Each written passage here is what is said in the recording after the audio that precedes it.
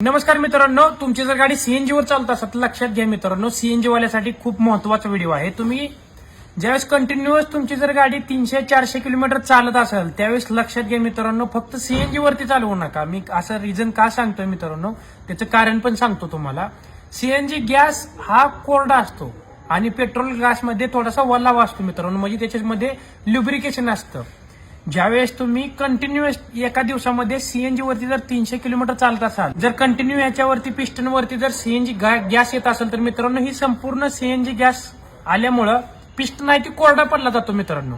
आणि ह्याच्या साईडला पण लोखंड असतं आणि ही लोखंड लक्षात घ्या मित्रांनो, ती काय होतं, ह्याच्याला लुब्रिकेशन न भेटल्यामुळं, ह्याच्यावरती ओलावा न राहिल्यामुळं, सीएनजी गॅस हा कोरडा असल्यामुळं काय होतं, पिस्टन लवकर खराब होतं मित्रांनो। साईडचा वाल आहे ना, ती लवकर खराब होतो मित्रांनो, लवकर झिजला जातो।